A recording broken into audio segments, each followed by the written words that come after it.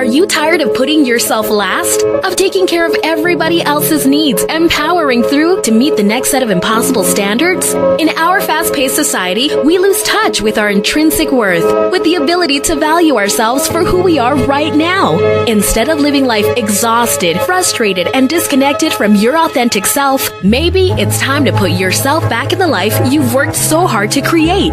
Join radio host and life choreographer Lora Cheadle and learn how to build your dreams and live your sparkle using the 5 steps of Flaunt. Find your fetish, laugh out loud, accept unconditionally, navigate the negative, and trust in your truth. Hello, welcome to Flaunt. Build your dreams and live your sparkle. I'm Lora Cheadle, and we're going to talk about decisions today. And I know a lot of you out there make decisions all day long, every single day. But I've got a question for you. How many of you think about the process of making decisions? It's my guess that not a lot of you actually think about the process of making decisions. What kind of reasoning you might be using to make those decisions. If you're making them rationally, intellectually, if you're making them emotionally. It's my guess that most of you just go along in your everyday life and things come up and you make decisions.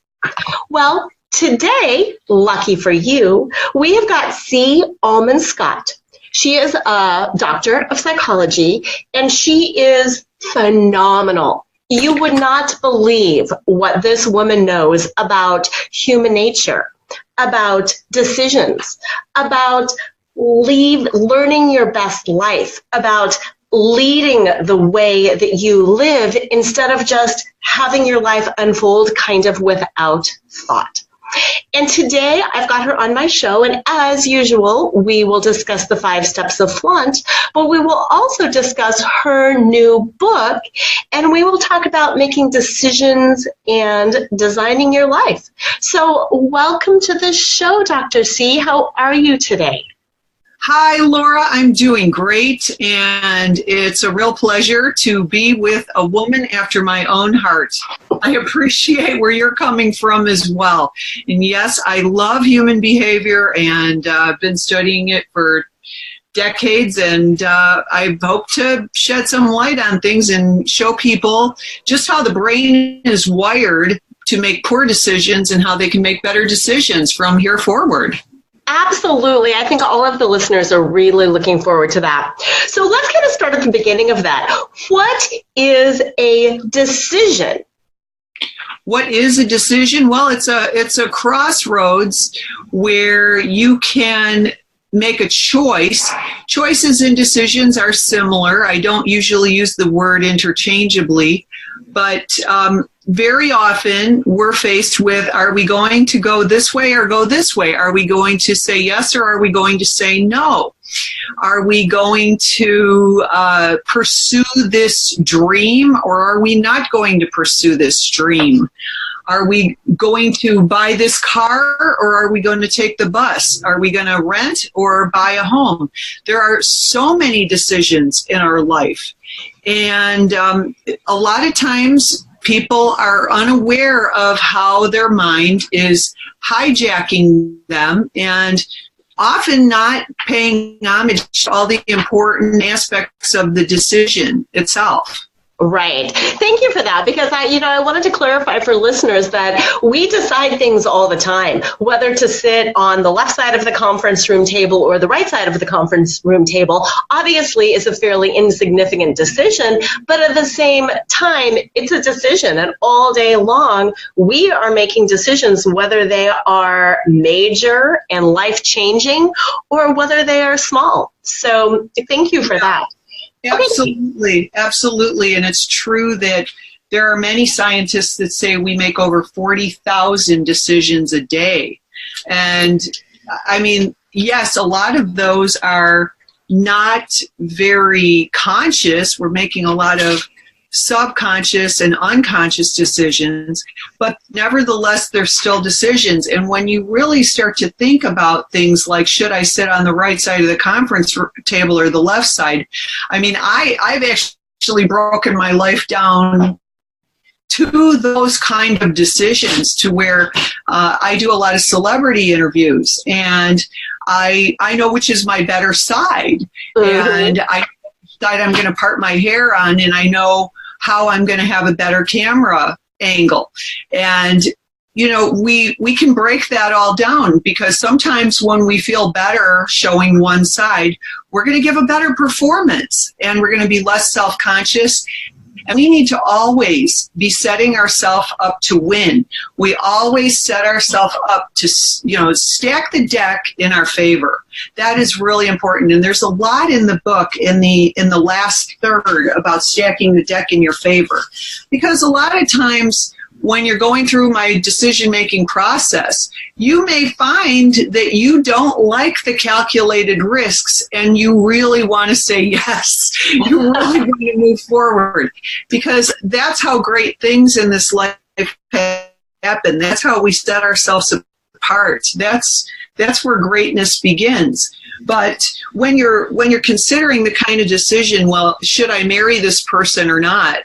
It's not, would I be great if I marry this person or not? That is not what it is. And so often people think it is.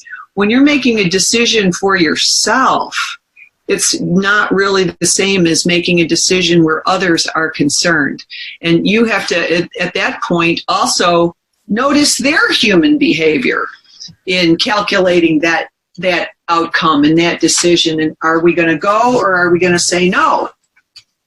I really like that. That gives me pause to think about, because you're right. There is kind of the difference between decision for yourself, and something involving others. That's interesting to think about. Yeah. Now, you said earlier that sometimes our brain hijacks our decisions. I would love to hear a little bit more about that. Unfortunately, we become overly emotional at times, and we overweight certain parts of the decision and don't pay enough attention to other things that are really valid and must be considered. And a lot of times we're lazy in the way we make a decision, and we will heavily weight the things that are right in front of us that are obvious, and then not consider the things that are maybe not as obvious at that moment, but every bit as relevant, and possibly even more relevant. One thing that really drives me crazy, we can talk about the ego a little bit if you like, Lora. We can also talk default decision making that is absolutely detrimental, not only to you yourself, but to society. It can be really negative, groupthink. There are other aspects of decision making, like justification, that can also be extremely terrible for your long-term results, your outcomes in life. If you're always justifying things, then you get a little smugness, a little self-validation out of that. But are you really serving yourself? Are you serving others? Are you serving the planet? What are you here to do? Do you want to just validate yourself and make yourself feel good in the moment and say, I was right, that felt right? Or, because I got to tell you, with those decisions, you usually find out a day, a week, that was probably a dumb thing to do. Right. There are so many aspects to it. And when you really, like you said, break it down into human behavior and what are your outcomes? What are you trying? What is your big picture that you're trying to create in this life? That's what you've got to consider. And is every little decision leading you an inch towards your goal, or is it taking you sideways or backwards?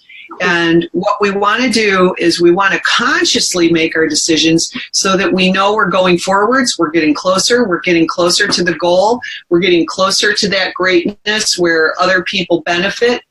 That's what we're trying to do. We're not trying to make decisions where we validate ourselves and, where we make our emotions feel better and we need to be bigger than that. We need to be bigger in order to have great results.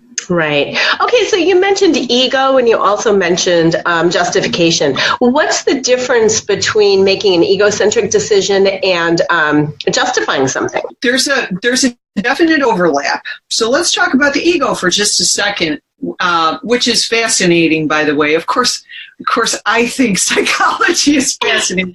It is. I would hope that your listeners are loving getting to know themselves better and also getting to recognize things in other people better, because when you do this, you do become a better decision maker in your outcome. Let's talk about the ego then for just a second. The ego is, some people believe, a good thing, but it's really just a really nasty part of your psyche that is trying to protect you. But what it does is not protect you. It's trying to keep you small. It's trying to keep you safe. It's trying to keep you from making a fool of yourself. It's trying to keep you from stretching to the great person you could be.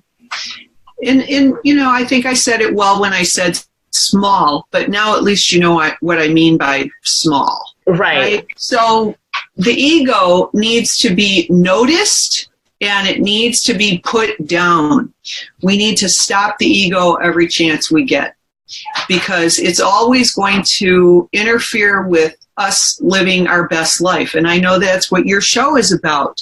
So yes. Really become conscious when the ego is trying to keep us safe and trying to keep it status quo, and not let us move forward with the things that are in our soul that we want to express. Those things don't get expressed when the ego has its way. So it's very important that we recognize that. And with justification is when we see a reason to do something. You can justify, for instance, buying a car. Let's say you're a realtor, okay? I'm just making this up as I go along. Right. You're a realtor, and your image has to be really great. So you're going to go out and buy a Mercedes because you want your clients to drive around in that Mercedes with you and know that you are a successful realtor and that you get things done and that you're a powerful person. Well, if you can't afford that Mercedes, you are justifying using some reasons to do something that you really should not be doing. You really need to come to that greatness and make that impression on your clients in another way that you can afford. So that would be a prime example of justification. That makes perfect sense. Thank you for that. Okay, so we've got ego to kind of overcome. We need to notice if we're justifying something or if we're really making a decision that is analytical, that is thoughtful, that is correct for us.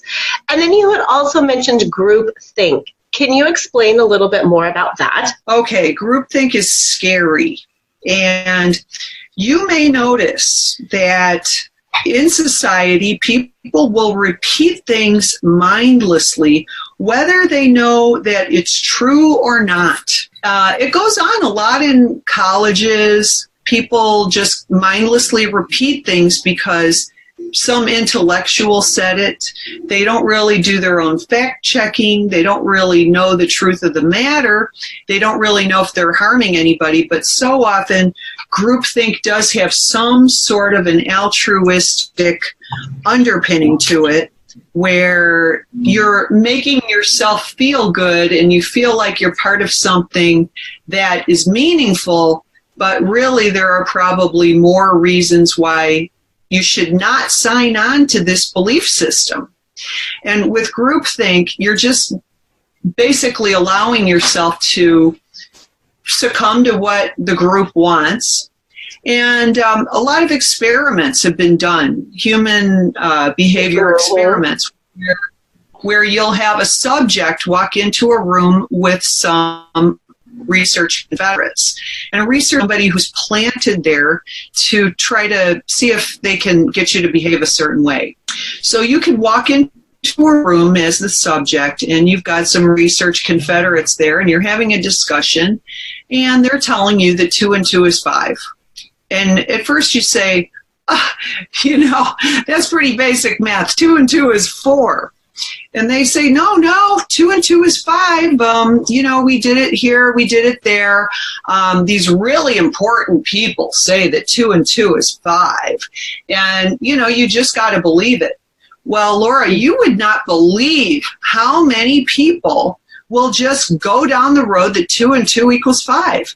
30% at least will just allow being a part of that group and not arguing, not being different. And when people don't think for themselves and don't check out facts, they make terrible decisions. And groupthink is so dangerous because so many people turn out with this same idea, the same belief system, and they mutter the same things over and over and over, and they never checked it out, don't know whether it's true or not, but they just keep enrolling more and more people in this belief system that can be very, very bad. And one of the places that you see it very often is in politics. Oh, absolutely.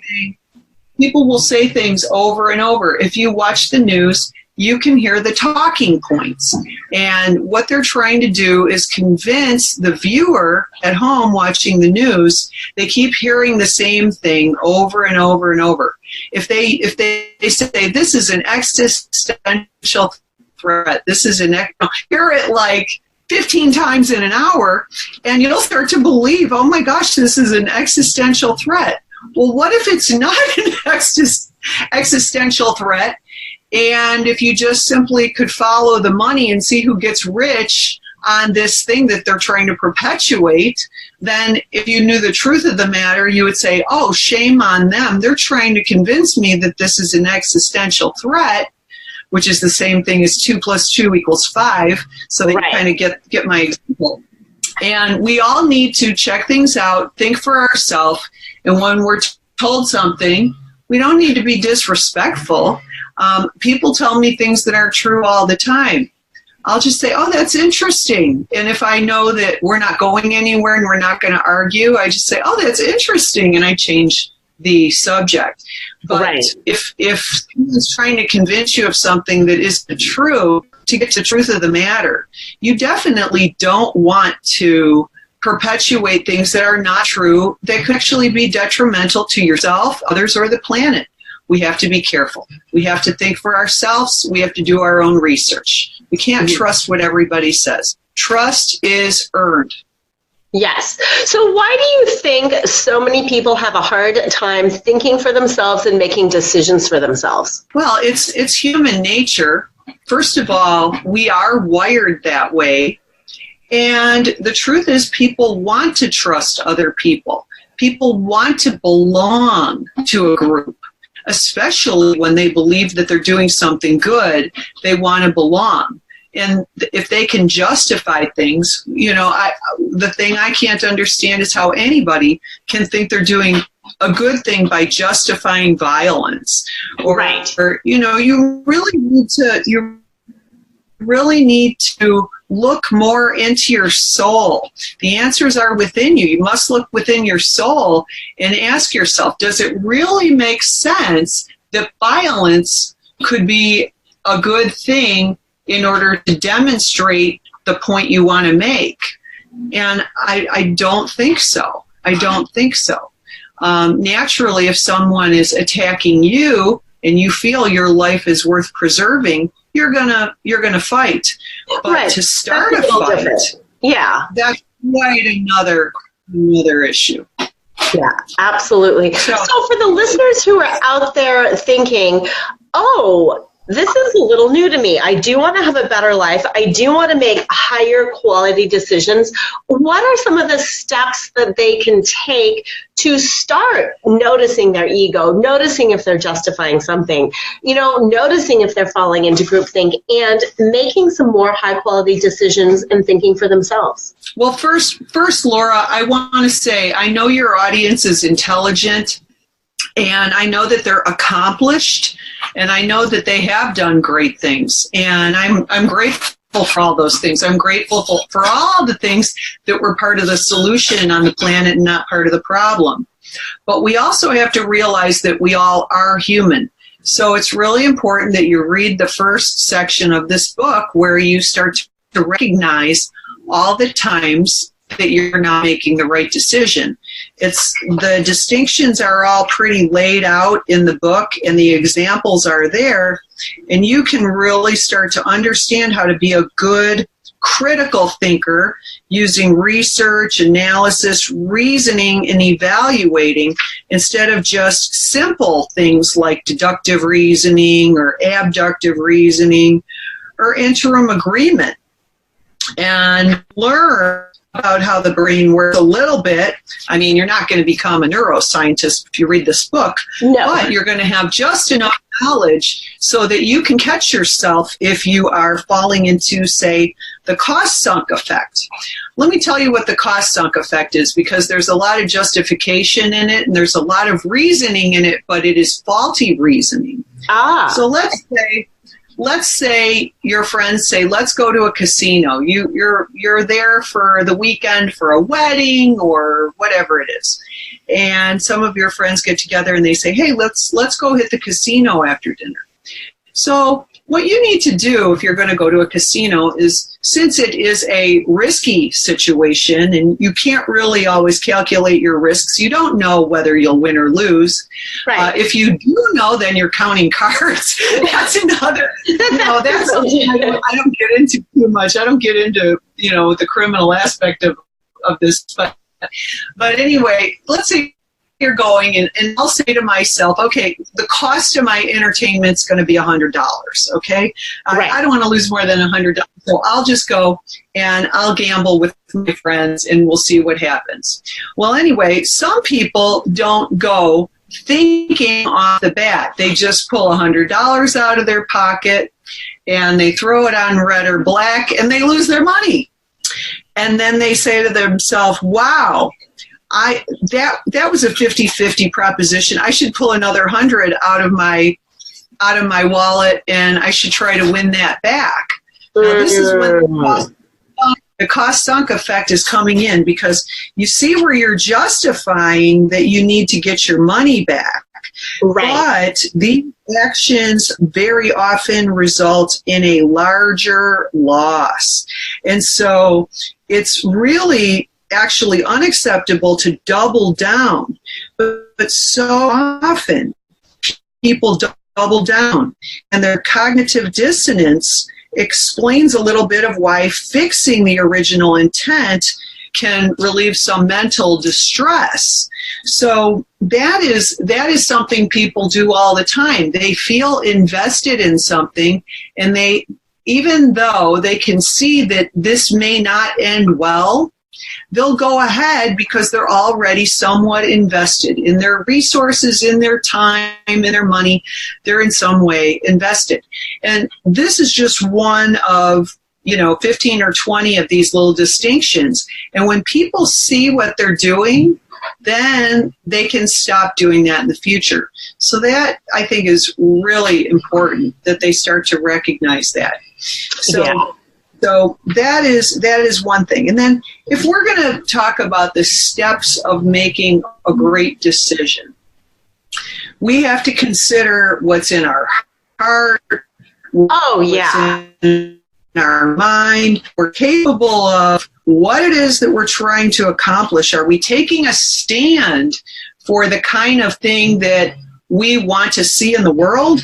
Are we doing this with integrity? Because if you're not using integrity, at the end of the day, things are not going to go well. and you're not going to be smelling good at the end of the day. So we always have that. And so often people make a decision by default by not making a decision on time. Yes. So they miss an opportunity. They can miss the boat.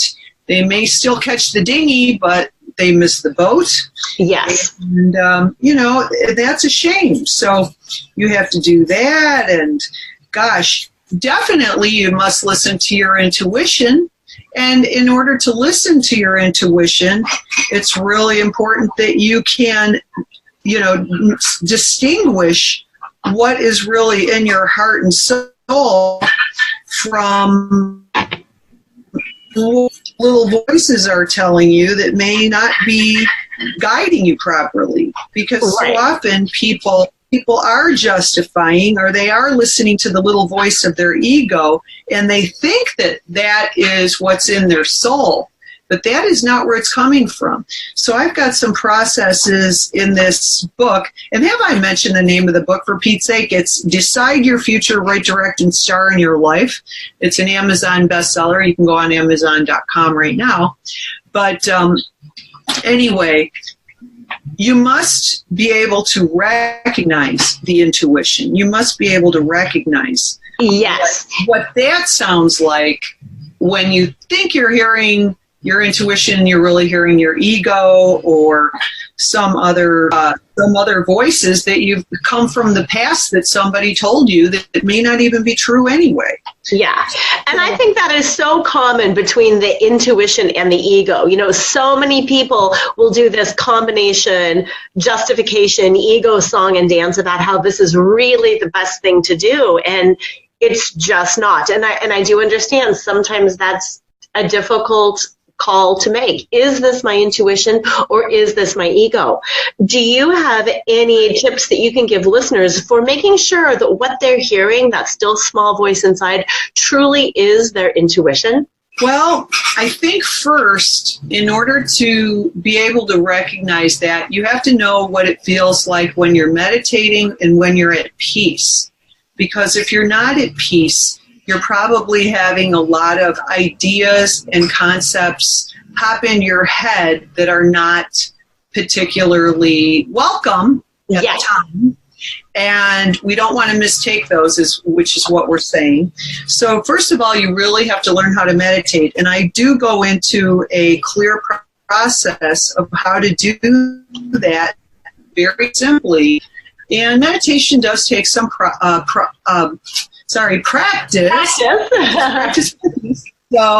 So anyway, you must practice it so that you know what it feels like when it's right. Yes. And when you get to that feeling and that knowingness within yourself that you have achieved a place where it's a pure place, then you can start to use your intuition much better. So that is definitely outlined perfectly word for word in the book, so you can't misunderstand.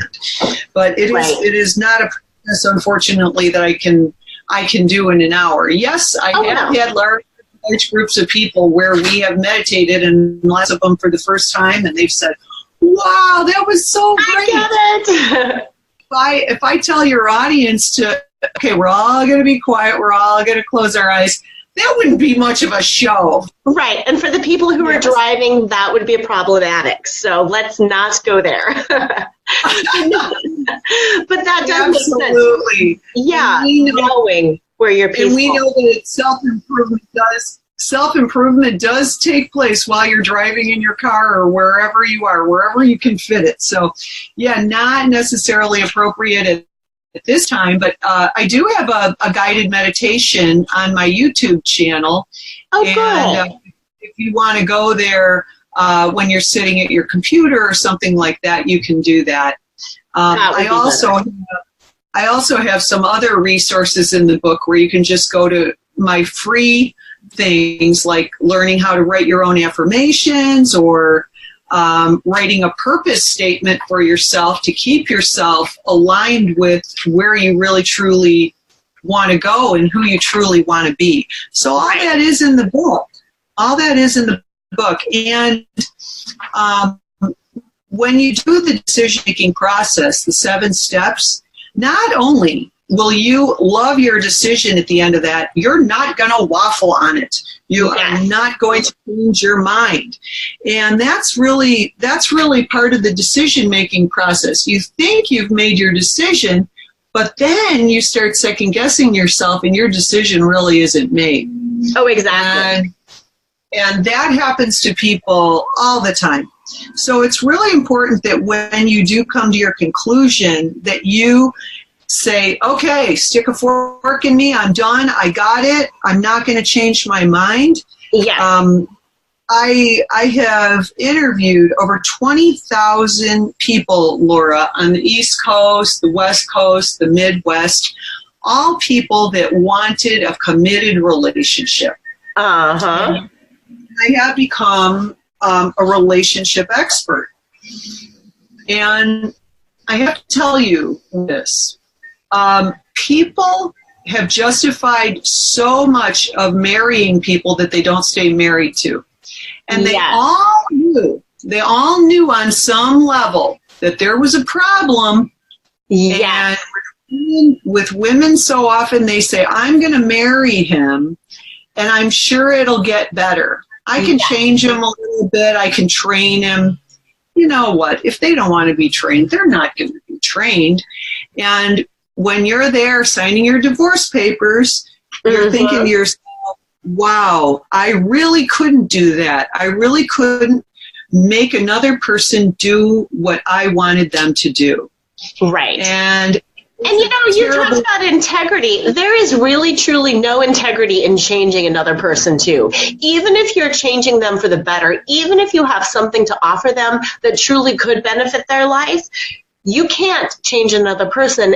And there really is no integrity in that. So I see how that comes into play on a couple of different areas. Oh, my gosh. Absolutely. A couple for sure. And then some. Oh, yeah. So you know, that's kind of in the vein of what I'm talking about, if that's making sense to you. Yes, it does. It absolutely does. Now, here's another question about that, too. I love how you talk about making decisions that we are confident in, that we can stand in our decisions and say, you know what, I thought through everything. I was in a calm, centered place. I made a decision. But sometimes decisions that we make for the right reasons, with the right thought, don't always turn out the way that we think or hope or want them to turn out. And sometimes that's okay. You know, sometimes the best gifts, the best benefits come unexpectedly. But do you have any tips for people who really do make a high quality decision that they're really confident in that then just blows up in their face? Oh, near the end of the question. Do I have tips for people that make a high quality decision? Yeah, that make a high quality decision that ends up blowing up in their face. Ooh, okay. I suppose that could happen. I can honestly tell you, if you do the 7 steps, I highly doubt it's going to blow up in your face. But if something happens outside of your realm of knowledge that changes everything tomorrow and it blows up in your face, right, it was not meant to be. It was not meant to be. And there are so many times in this life where we have to accept what is. And it's the Serenity Prayer, Laura. It is that thing where you have to know what you are capable of changing and what you're not capable of knowing or changing, and the wisdom to know the difference. You know? So if that should happen, you know what? You had a learning experience in doing what it was that you did and implementing what that decision was. You had a learning experience. Right. And that is valuable. You have to take that knowledge and embrace it and be grateful for it. And if it didn't work out, you have to say, hey, I tried this and I won't try that again, but I had a great learning experience. And you know, so often, Laura, people take those negatives and turn them into positives. They really do. And you just have to, and if we can keep our emotions at bay, where we manage our emotions and we don't become overly emotional, but we still have human emotions, of course. I would never tell anybody to stuff them. But if we can manage our emotions and be mature people, we can really see that as a good thing. We don't have to be, woe is me, everything in my life is wrong. Oh my gosh, oh my gosh, I did it again. Oh, that is where you don't want to go. Right. You have to say, wow, that was really interesting, and I might have lost some money, or I might have lost this or that. But what did I gain, and what can I do with this? You know, I got a great story. I wasn't going to tell this story. I haven't told it. This is a great story. I had this friend who was a commodities trader in the pits in Chicago. And, you know, they go down there and they fight for what they want, and they're trying to make money, and they're throwing around large sums of money on commodities. And sometimes they get burned, and sometimes they go cha-ching, cha-ching, and woo, do they make money. Oh, yeah. Very high-stress job. And it's like musical chairs. Whoever's holding a turd when the buzzer goes at the end of the day loses. Yeah. Okay? So my friend always says, you have to learn to massage the turd. So let's say okay, so you got to picture it's a little like musical chairs. That's what I say. But what he calls it is massaging the turd. So at the end of the day, you're holding this stinking turd. You did your best, you know, but you're holding a stinking turd, and you don't know what to do with this. You know, tomorrow's another day. You massage the turd. He always says, massage the turd. Love the turd. Embrace the turd. And maybe by tomorrow morning, you'll know exactly the reason that you have that turd in your hand. Exactly. And you'll be able to do something magnificent with that turd. But you've got to be able to be with the turd, accept the circumstances for now, and figure it out. And if you're yelling, woe is me, and oh my God, and no, that's exactly when you don't figure out what to do with that turd. Right. So you need to say, okay, I got this turd. I could make, you know, turd sandwiches, and I could make $1 million with this turd. You know, you have to have a positive attitude for that turd. Massage the turd, and life turns around. It just does. Yes. And when you start to do this over and over, you realize that attitude is everything, Laura. Oh my goodness. Yes. Yes, it is. And that's kind of a perfect, you know, the attitude is everything, is kind of the perfect segue into going a little bit deeper with you and sharing a little bit with the listeners about some of the things that get you excited. And you already mentioned that you love psychology, you love the human brain. But as you know, my show is about the 5 Steps of Flaunt, which stand for Find Your Fetish, Laugh Out Loud, Accept Unconditionally, Navigate the Negative, and Trust in Your Truth. And in your work and in your book, you bring so much flaunt to readers, to listeners. You know, looking through your website, whether it's about traveling and how to pack, or doing your celebrity interviews, or teaching about the brain, you just bring so much to other people. So my question to you is, what is your fetish? What is that thing that lights you up? Because you're so vast and you're so diverse. What is it that you love the absolute most around all of this? Okay, well, I guess I'd have to boil it down to my purpose statement.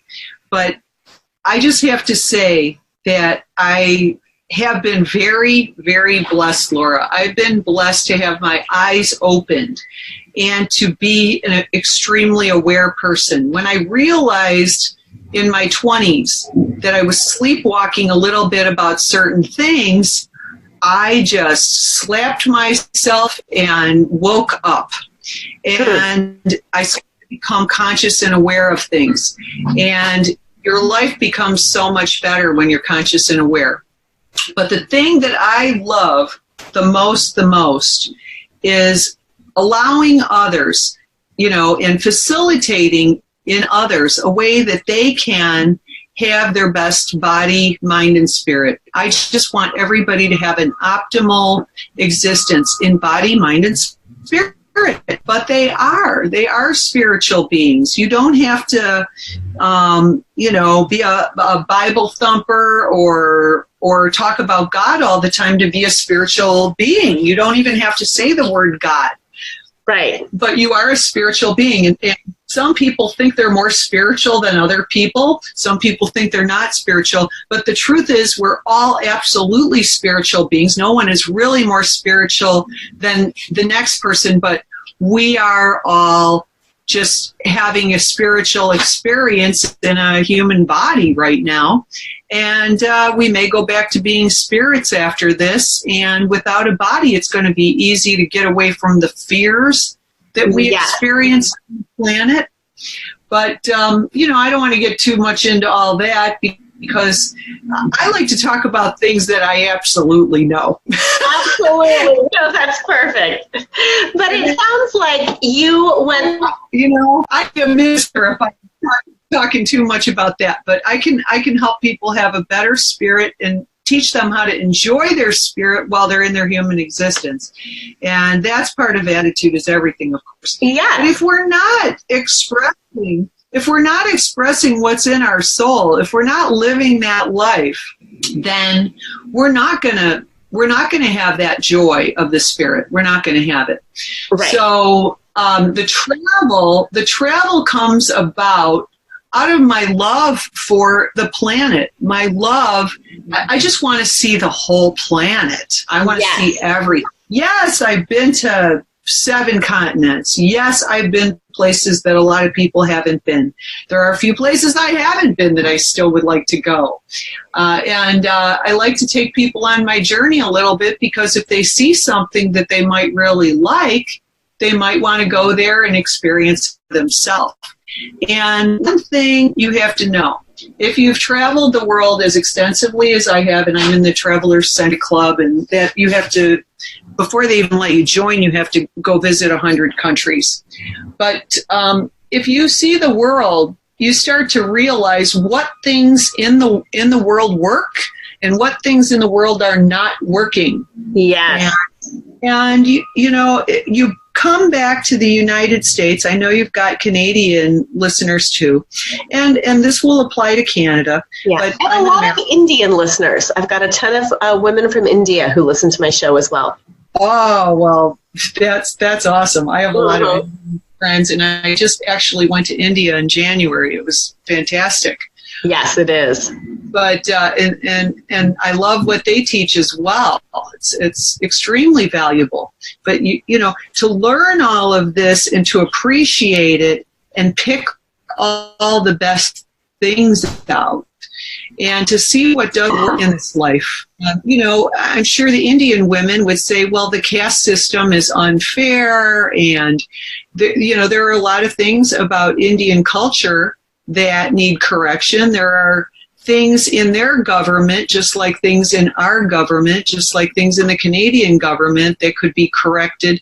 But when you see when things are working, you should notice what that is, and don't just listen to the groupthink of why that works. Really break it down and see why it works, because people don't understand. There was a study recently that people loved socialism, but they couldn't define what it is. What it was, yes. Well, why don't you travel the world, see how it works, and then decide if you like it, how to do good research online and see what the truth of that is. Because the Scandinavian countries where most Americans are believing that socialism exists, that is just a very pure form of capitalism. And yes, they do have social programs, but we have a lot of social programs. There's already a lot of socialism here in this country. And people don't really know what it is to recognize it. So without me saying, is it good, is it bad, to be honest, I could be really pure of mind and just tell you there is no right or wrong. There are only consequences. Right. So I would just say people really need to learn how to open their eyes, see the world. And there's a lot of beauty out there. Yes, there is. It's a wonderful journey. I love to travel. I'm relaunching my brand. If you go to jetsetphd.com, you can see a website I created a while back, and I haven't done anything with it. But that people, we're going to really turn that out. I've had hundreds and hundreds of celebrity interviews where I talk to them about their secrets to success. I talk about different places and great things you can see and things that you can do.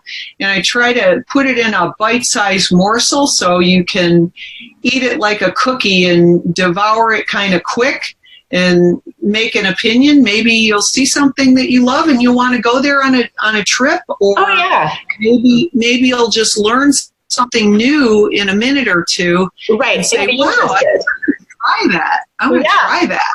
That's Absolutely. kind of exciting. So really love it. So your fetish really is helping other people wake up the same way you have woken up.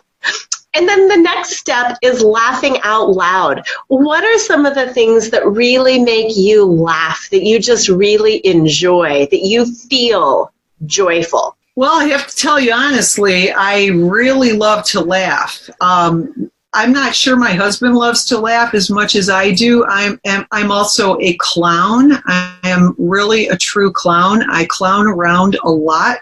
I love physical comedy. Yes. I love comedy in general. I love to laugh at myself. If you can't laugh at yourself, I think you need to put your ego on vacation a little bit. We all do silly things and we've all made mistakes. And if we, like you say, accept it, if you accept it, own it, if you can own it, then it makes it possible to laugh at yourself. So talking about accepting, that's perfect, because the next step in Flaunt is accept unconditionally.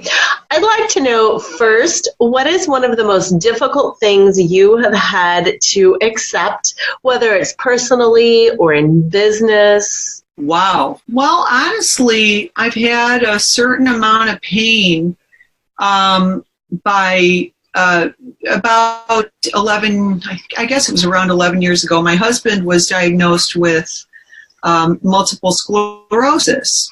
And my husband's a very brilliant, accomplished surgeon. And seeing that he could not keep up his intense schedule of working 80 hours a week and operating at all hours and answering the phone all night and not sleeping and kind of losing on the career he loved with all of his heart. He wanted to be a surgeon when he was 6 years old. I mean, that's been a little bit difficult, but by accepting it, embracing the turd, he's very busy now with other things and he lives a much healthier life. He sleeps more, obviously. He has more opportunity to care for himself.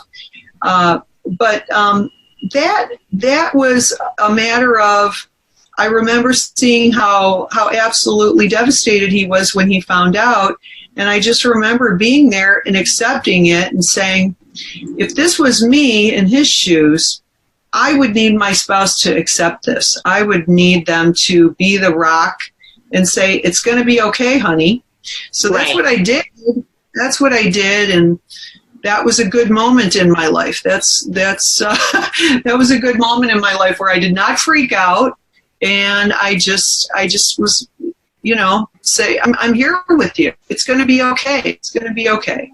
Right. So, yeah, everybody had rain, fall in their life. Everybody will always, and the truth is, you see certain people on television or in films, and you think, wow, what a great life. What if I was that person? Or the truth is, are they really happier than you? And I'm just not sure that people are happier. I think there's a sliding scale, and we all can experience intense joy, and we can all experience moments of pain and disappointment. And I think it's really the same wherever you put the decimal point. Right. Oh, I couldn't agree more. And I also think there's such a vast, a wide variety of things that are moving to people. And certain things, sometimes people are more moved by music, and hearing something beautiful is the be-all, end-all pinnacle of joy for them. I'm thinking specifically of a friend I've got who's a singer-songwriter, and the joy she experiences in music is palpable, and it's wonderful. I am that way about movement. It's dance for me, and it's just different. It's not good, bad, it's just different. Sure, I love to dance too. It is a joyful experience. Yes. No question about it. Oh, exactly. And that kind of moves right into that next step, is navigating the negative. And for me, it is dancing. I use dance to help me navigate the negative, to help me move my emotions through my body, to help me have that clear space so I can make better decisions. What are some of the tools that you use to help you navigate the negative? Like with your husband. Oh my gosh. First of all, I just have to say that if you read my book, you're going to navigate the negative, but there are some tools in there, the affirmations, building your own affirmations, which is a free tool that comes in the book. Perfect. You can start to build your affirmations, and when you say affirmations, you can turn yourself around. You can turn a day where you've experienced some disappointment in one moment and just completely flip it. I do some of my own antics when it comes to these moments. You get a phone call that you didn't like, and you're like, oh, I worked on that so hard, I didn't get that, whatever. But I just like to turn things around. Sometimes I'll lay on the floor and just say, I love dogs. I love dogs. And my dogs will just, I got three little papillons, and they will just come and lick me. And it's like, it turns into a little love fest, a little tickle fest, and we have a good time. And in that moment, I just turn things around. You have to be able to navigate the negative, like you said. Wow, that's terrific, Laura. I love that. But yeah, I have my own little tools, or I'll say, I love my life. I love my life. I love my life. I love my. And then the next phone call I get, in the next minute, something great happens. Yeah. So you have to ignite your energy, find something that ignites that energy, and bring a higher frequency, and then things start to happen on that frequency instead of on the lower frequency that you don't want. Yes. Yes, that is so true. And then the very last question to close out the show is the T, which is trust in your truth. And it seems to me, Cie, from our whole show, that you are so centered in your truth of being an awakened, alive being on this planet who is here to help others and to have fun and to bring joy everywhere you go.